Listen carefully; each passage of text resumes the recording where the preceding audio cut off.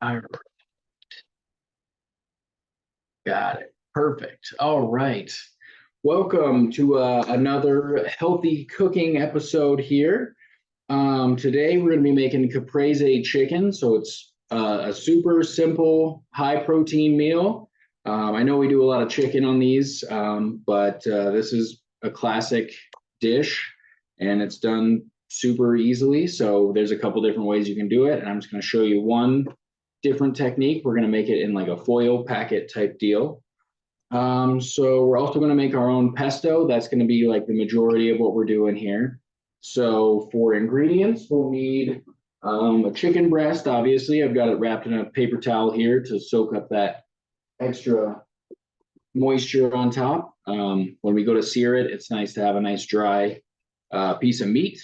And then we're going to put some tomatoes in there because it's caprese. So these nice grape tomatoes, cherry tomatoes, whatever small guys you want to use. You can use regular any tomato you want. I just prefer the small ones because they're a little sweeter. We're going to need a bunch of basil. So it's about 4 ounces I got, and it's going to make a ton of pesto. And then we can just use it for other things. I've got a couple bunches of parsley. And we've got some pistachios out of the shell, a little bit of minced garlic, some Parmesan. Let's see, we got lemon juice and some olive oil. We're not going to use a whole lot of oil, just a little bit in our pesto. Some mozzarella cheese. I like the little bit firmer stuff just because it's the part skim, so it's a little less fat content. But if you want to use like the nice moist stuff, you can certainly do that, and I think you can find skim versions of that somewhere too. I think that's about it. Oh, and a little bit of balsamic glaze. I just bought the pre-made stuff, but if you want to make your own balsamic glaze, it's just equal parts balsamic vinegar and sugar, and you just cook that down for about 15 minutes over medium heat until it gets nice and thick. But I like this stuff because it's just easy and ready to go. So we'll get started here. I'm going to preheat my oven to 425 because we're going to bake that chicken in there. And that's already getting ready to go. I've got a little extra basil too. So you're going to need a nice pan. You don't need one this big. I'm just going to make a bunch of them, so I got a big pan. But a nice metal bottom pan works really well, but if you have the nonstick ones, those are perfect too. So we'll start with our chicken breast. Get that stuff out of the way here. Our pesto stuff. I like gloves just because I don't like touching raw chicken, so I always have some gloves on hand. So we're going to take our big pan here and just add a little splash of oil. You don't need a whole lot, just like a teaspoon to get it nice and oiled up. And then we're going to get our pan nice and hot. So I've got it set to like medium high. We want to get it hot before we throw our meat in there. Here we go. I'll grab a separate little cutting board here. If you get just the whole chicken breast, sometimes they'll have these little white fatty parts on them. So there's like a little dangly piece here and then one at the bottom usually. And then sometimes here at the back, it'll kind of come around. So what I'm going to do is just trim that extra little fatty piece off of there. So see, can you see it with the parsley in the way? There we go. So we're just going to take it and you're just going to cut off that white part. And you don't necessarily have to, it's just going to be a little chewy is all. So I just like to get rid of it. If you're buying like the thin cut chicken breasts or like trimmed ones, sometimes they won't have as much on there, but I just got the big whole ones because that's basically 90% of this dish is just a piece of chicken with some fancy stuff with it. So We got it all cleaned up nice, just took off the white part on the side, the white part on the bottom. And then there's a little bit in here, but you don't have to worry too much. Don't want to tear it up. Get rid of this little chunk here.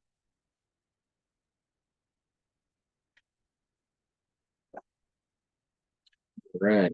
So then we're just going to season the chicken with a little bit of salt and pepper.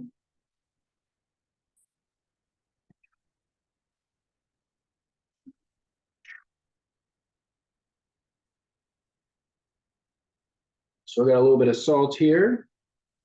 You don't need a whole lot, just a little bit on one side here. And then once you throw it in the pan, you can throw it down on the other side if you want to.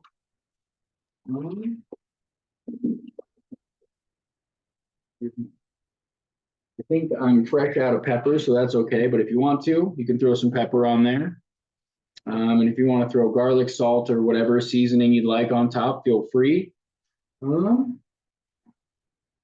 And we got a handy pair of tongs here. So we just want to wait till that pan gets nice and hot. And the way you can tell, if you're using pretty much any kind of oil in your pan, is it'll start to run through the pan more like water. If it's not quite hot enough yet, it'll be really thick like oil still. But the hotter it gets, the looser it's going to become. And then if you need to test your heat, you can just grab a little splash of water on your finger and flick it into the pan. And if the pan doesn't sizzle or pop or anything, it's still not quite hot enough. So if you flick that water in there and then a few minutes later you hear it popping, then you're ready to go. But while we wait for that, we'll start getting some of our stuff ready for the rest of it. So I have this piece of foil, and I'm just using like a little cake pan. You can also do this on a sheet pan if you want to. You don't have to foil wrap it. This is just a convenience thing. And it makes for good like leftovers or a next day meal. And it kind of holds all the flavors that we're going to use inside the foil packet. So let's grab our cherry tomatoes, because the cherry tomatoes are going to go in the packet with the chicken. And what we're going to do is just cut some of them in half.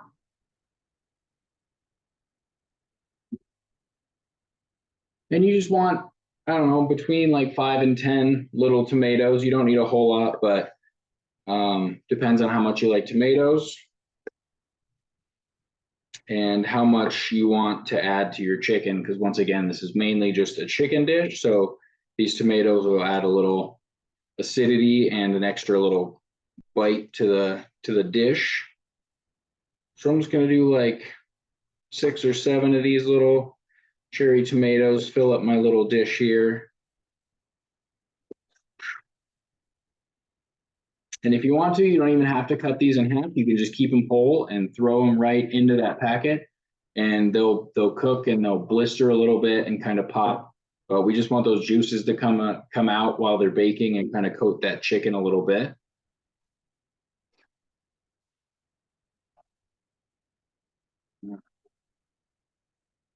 Looks like we're getting close to a nice hot pan here. Give it about another 30 seconds or so. So while we wait for that, we're going to need a blender, or if you have a food processor, you can use a food processor. If you don't have either of those, you can certainly do all of this with a knife. It's just going to take a little extra work, but we're going to take our fresh greens and our pistachios and Parmesan and basically just throw it all into a blender or a food processor and mix it up. Like on a pulse, we're not going to just hit high speed because then you'll end up with kind of a paste. We want it to have a little bit of a chunkiness to it. Okay, so we'll grab that. So I think our pan is ready to go. So I'm just going to go ahead and take the salted side of that chicken and throw it down in the pan.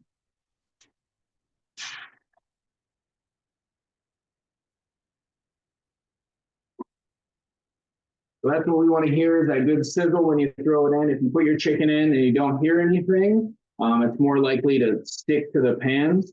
So you'll just kind of have to cook it a little bit longer to get that good sear on it before it peels away. Don't try to rip it off of the pan. There we go.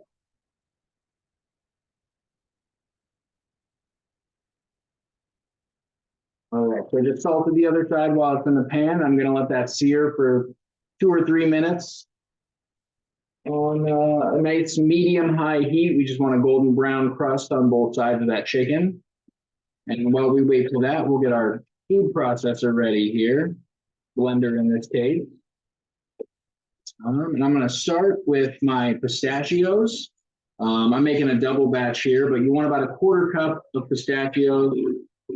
And you don't have to use pistachios either. You can use any sort of nut or seed. You can use pine nuts, almonds, maybe even sunflower seeds if you're allergic to nuts. But the base of most pestos is just a fresh herb, a little bit of Parmesan usually, or a nice hard cheese, and some nuts. If you're dairy free, you can keep the cheese out. If you're allergic to nuts, you can keep the nuts out, but mainly you have to have the fresh greens.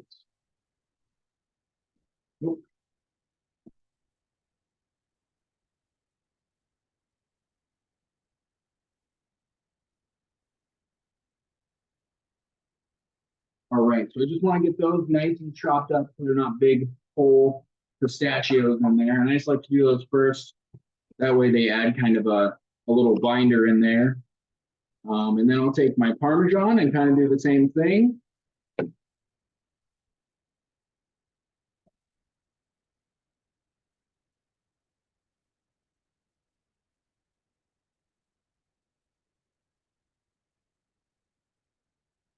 There we go. We just want to chop those up a little smaller. I like to use the hard, like grated Parmesan in the really skinny little strips, just because that gives me a nice texture and it's got a little bit of a chew to it. If you use the powdered stuff, it just kind of incorporates and makes your sauce a little thicker rather than like loose.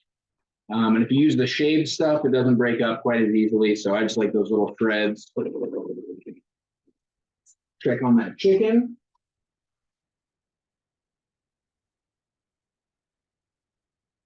It's getting there. We're at like a nice light gold brown, but I want a pretty good, like deep golden sear on it. So we'll give that a few more seconds. Then with your parsley, it should usually come in a big bunch like this. If you want to, you can take like a fork and kind of comb all of the bits out. But for this, it's all going in the blender. So what I'm going to do is there's the rubber band right here. So I just grab right on top of the rubber band and then right where the big bunch starts, and I just give it a twist and crack it off. And then I have my nice big bunch of parsley and then the stems that you don't really need.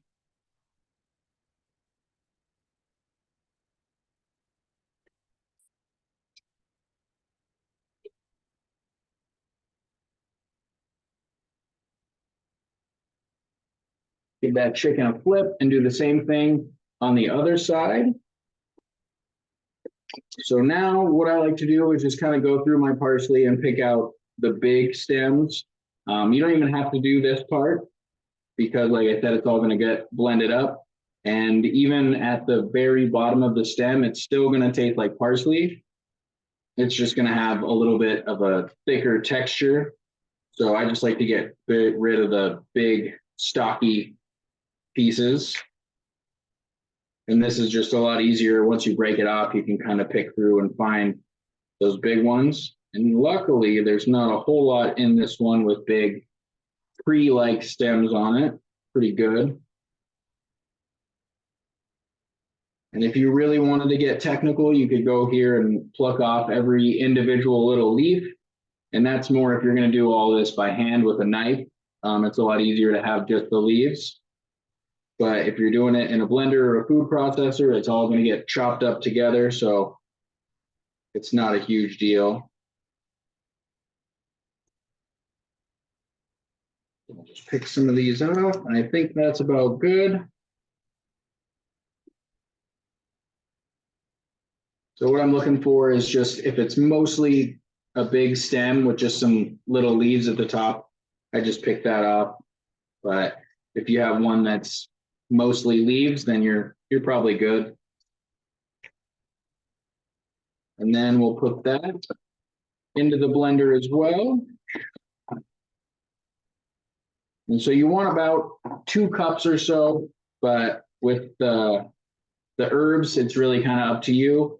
And 1 bunch is about 2 cups anyway. So you can just kind of plop the whole thing in there. And I'm just gonna kind of pulse this as I go, that way I don't overstuff it. These blenders are nice because the blade goes all the way up, but if you have a regular like classic blender, it's gonna have trouble mixing everything at the top and everything at the bottom. It's gonna get real mashed up and pasty almost.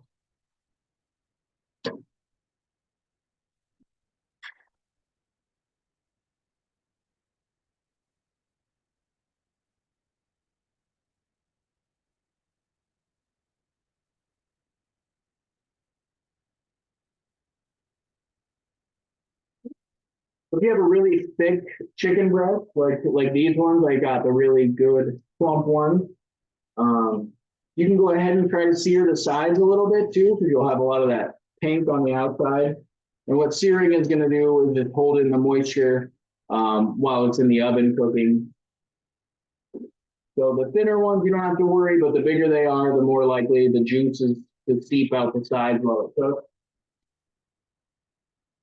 And you don't have to sear it quite as hard on the sides as you do on the top and bottom. You just kind of want to cook the outside a little bit.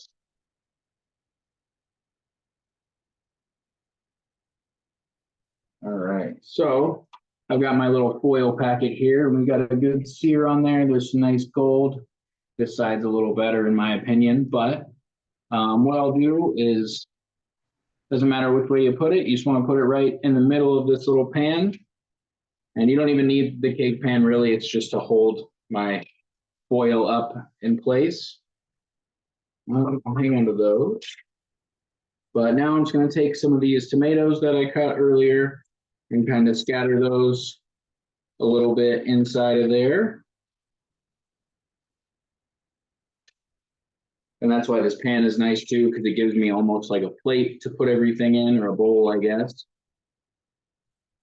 And then what we're going to do is just cover this up. If you want to, you can throw some mozzarella cheese on right now. But since I'm going to take this right out of the oven and put it on the plate, I'm just going to put my mozzarella on at the end, and the heat from the chicken should get it nice and melty. But what we're going to do is just kind of bundle it up. You don't want to hold it on top of the chicken. You want to leave a little bit of space in there just to kind of let that heat create like a little mini oven. And that's the other reason I'm not putting the cheese on, just because the cheese might stick to the foil. So when I take it off, I lose all my cheese. But you certainly can put it on, especially if you get that good thick, like wet mozzarella. But all we need to do really is just make that little packet. So we've got our tomatoes in there and our chicken breast, and we can just pop this in the oven. If you want, you can just throw it in like this. Going to keep it on the pan for convenience.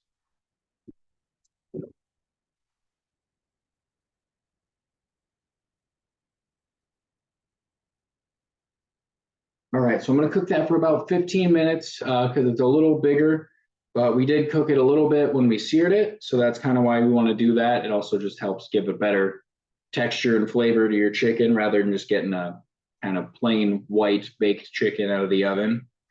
But we'll let that cook for about 15 minutes, and then we'll undo the foil packet. And if we need to, we can throw the cheese on top, stick it back in the oven for a minute or two just to melt the cheese, and then we'll pull it all out. But for now, we'll go back to making our pesto. So we've got the pistachios and the Parmesan in here, and then I put the parsley in. So we're gonna do the same thing. Give it a couple pulses.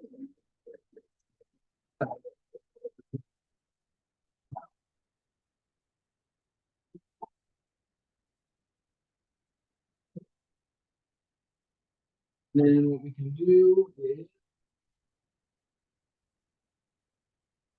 grab like a spoon or a knife in this case.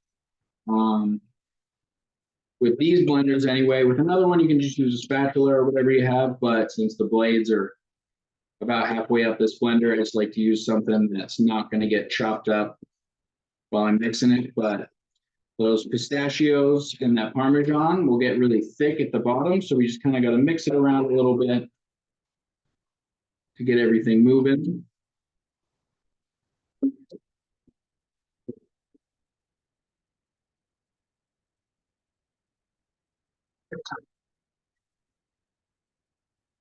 Now we're gonna do some basil. So if you only have like a smaller packet of basil, say for example, I get these ones, like a 2 ounce box of basil. Um, you can get a 4 ounce one or a 1 ounce one, however much you need to make, but you just want to make sure you save a couple leaves. Usually like these nice big ones, you just need like 3 or 4 of them. And then we're gonna roll those up and use those as a garnish. But for this, I'm just going to throw about a cup of these leaves in, which is about what I got out of that first box that I did.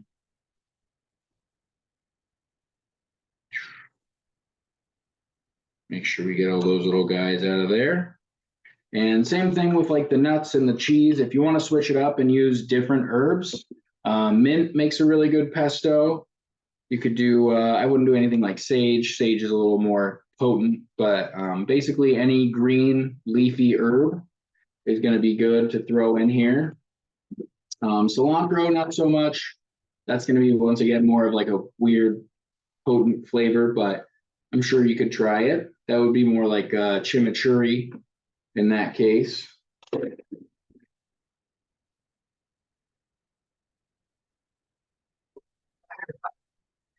So this is where it's nice to have a food processor instead of a blender, just because the food processors are a little wider, and so they can kind of spin things a little better. But if you're using a blender, things tend to just kind of build a tower.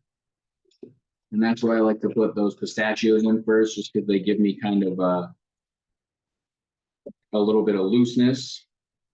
It's almost like a sand that keeps things separated a little bit. If you just throw the Parmesan in here, it's going to get caked up at the bottom.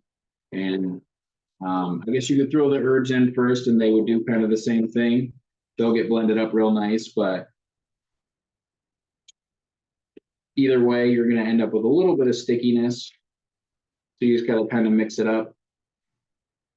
Unless you have a food processor, then problem solved. Now, I don't think I need this. I grabbed an extra bunch just in case, but if I need to make more, I can make some more.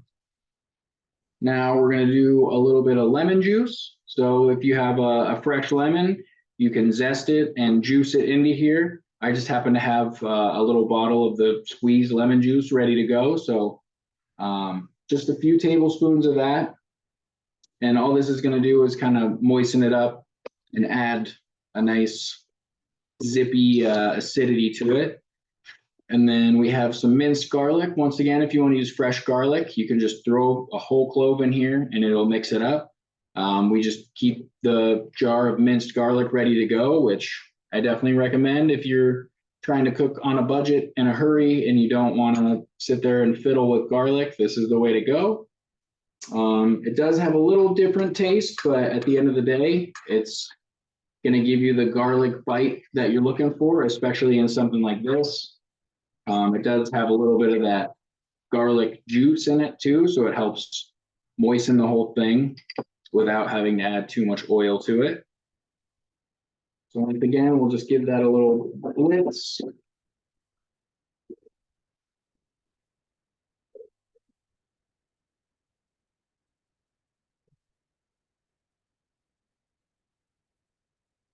Big old bunch of basil here.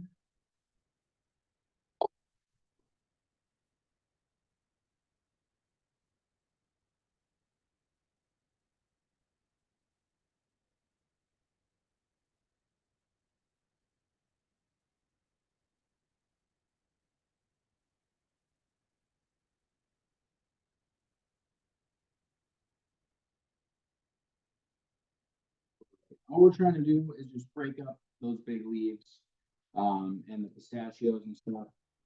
So once you have all those big leaves and stems and stuff broken down, then you're good to go. And I'm just about there. I got a couple of stemmy guys in here just sticking to the sides. This blender's not ideal, but I got it as a wedding present and I use it all the time. So it's what we got. I think I overused my food processor and it died. So if you have the opportunity to get a food processor, I definitely recommend it. It does all the things a blender can do, just a little better. But we should be about good here.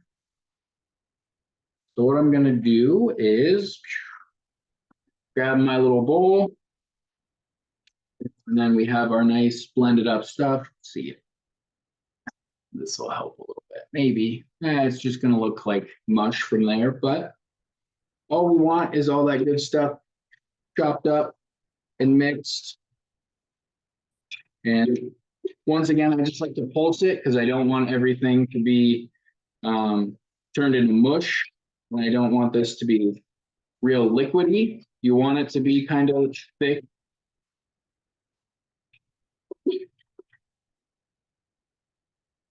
And it's almost crumbly, which is perfect.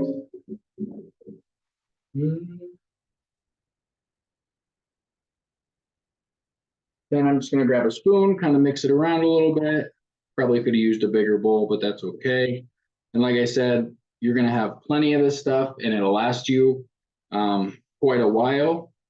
The more oil you put in, the longer it's gonna last too. But since we're not putting a whole lot in, this is definitely something that's better eaten within the first week or so. But also that lemon juice is gonna help prevent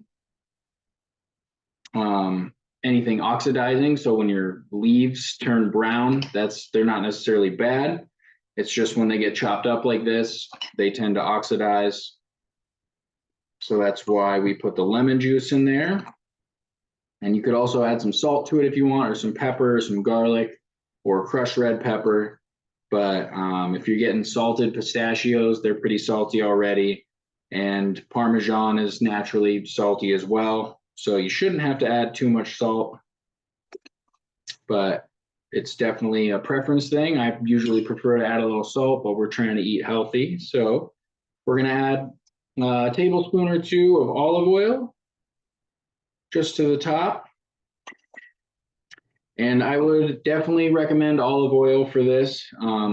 Definitely don't use vegetable oil, or I'm sure you could try coconut oil, but coconut oil tends to thicken up at room temperature, so you're gonna have a real weird texture on this. The olive oil is just a good, mild flavor, and it lends a lot to everything that's in here. So olive oil is probably the way to go. And despite, it being oil and a lot of fat, it's actually got some benefits. So it can be good for you compared to throwing a dollop of Crisco in here or some bacon fat. So that's all we got to do. So it's going to be a nice thick pesto. There's no way green doesn't show up good on camera apparently, but this is kind of what we're going for. And like I said, if you want to make it a little more moist, you can add some water to it, a little more lemon juice, or if you really want to go for it, you can add some extra oil, but we don't want to get it too oily. So this should be just about perfect. And if you do like less Parmesan or less pistachios, it'll be a little looser as well. And you can blend up those herbs really fine, but that's just how I like mine, a little thicker.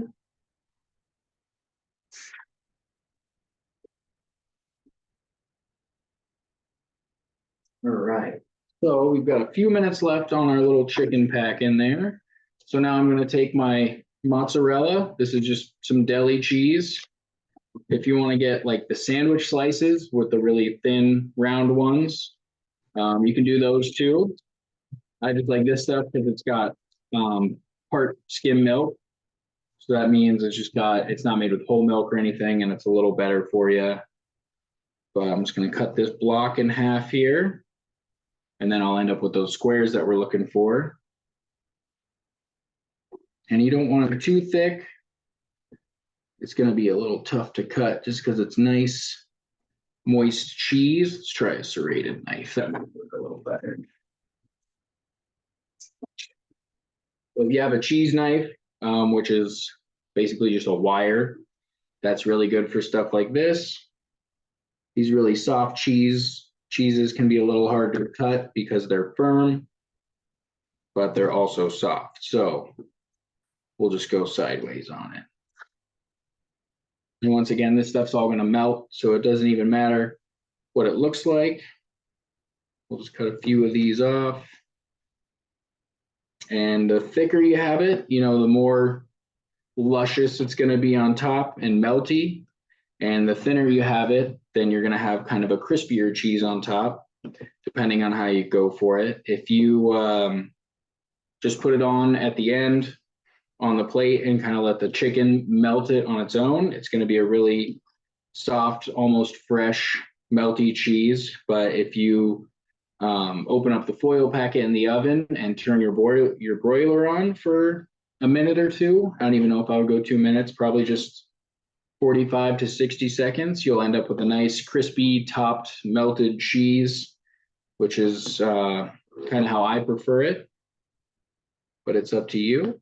And if you wanted to, you could even grab the shredded mozzarella, but once again, that's just a preference thing. So we'll just cut some of these up for the rest of them. And this serrated knife, if you have a serrated knife, they tend to work a little better on cheese just because those teeth tend to spread the surface area out a little bit. And let's see, I think we've got 8 that we need to make, so this should be more than enough. Give it a little taste. That's cheese. All right.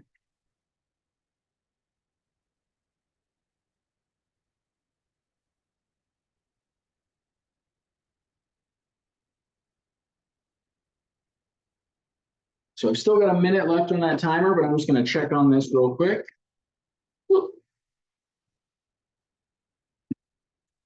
We're all done with the blender. So what we can do, if you have a thermometer at home, which I definitely recommend, you can temp your chicken. And those tomatoes should be getting nice and soft, and they're definitely getting soft. They're going to be kind of blistery.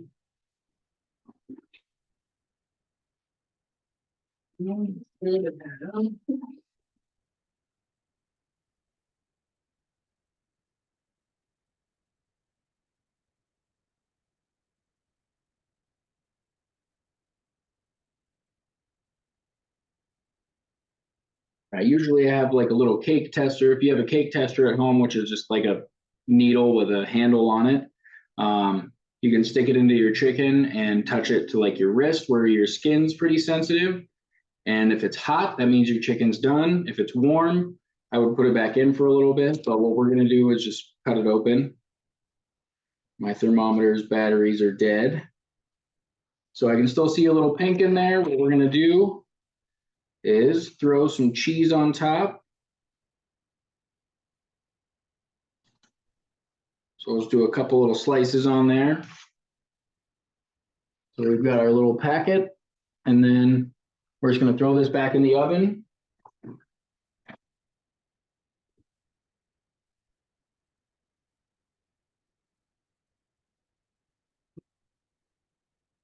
And I'll just turn up the heat a little bit to basically simulate a broiler.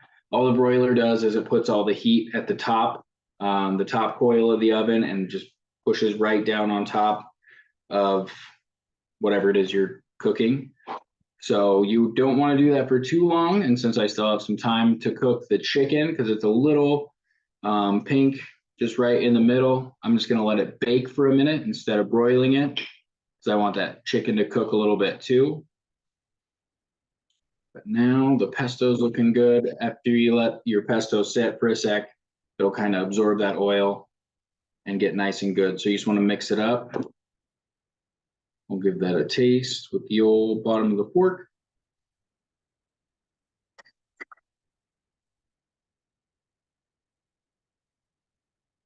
I'm gonna add just a little bit of salt. There we go.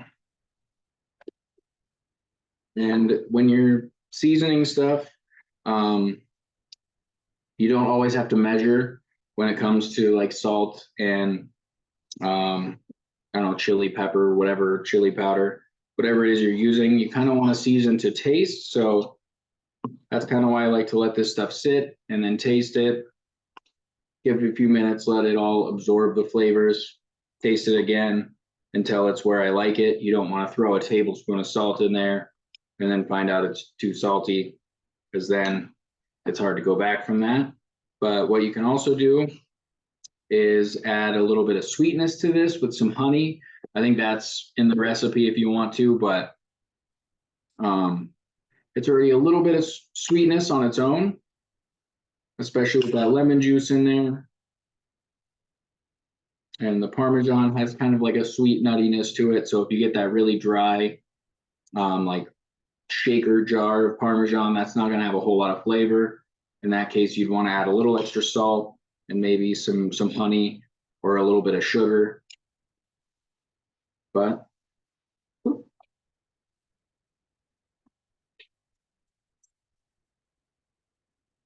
use one of the kids' spoons, give it another taste. And that's better. Maybe even just a little pinch more.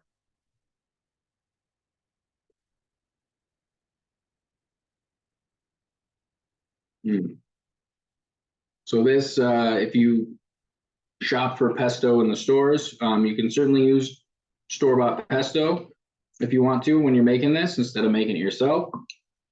It's just going to have a higher oil content, which means it's going to have a little more fat. I like mine a little more cheesy, so I like to put a little extra Parmesan in mine.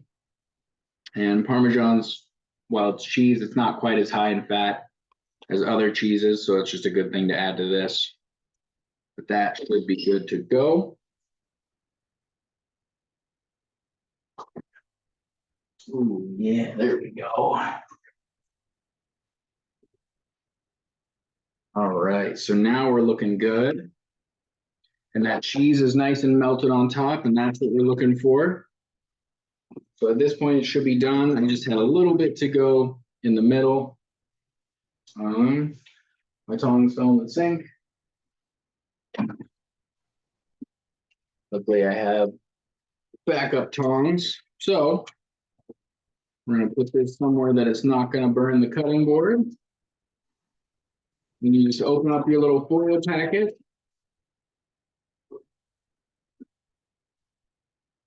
Pull your chicken out of there. See, we got, I don't know if you can tell. Oh, you can see it. Nice drippy cheese. And this one is for me to eat, so I made it a little extra cheesy, but you can just put one little slice on there if you want. Like I said, if you want to buy that shredded stuff or the really thin like sandwich slices, those are also good. And then that way you can have a few extra slices on there without getting a big gooey mess of it. Then we're going to take some of these tomatoes and kind of scatter them on there.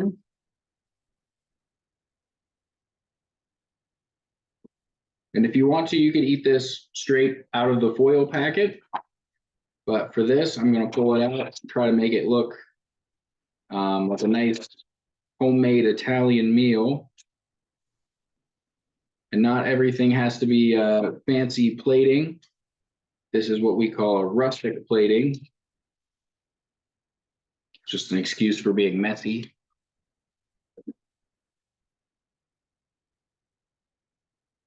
All right.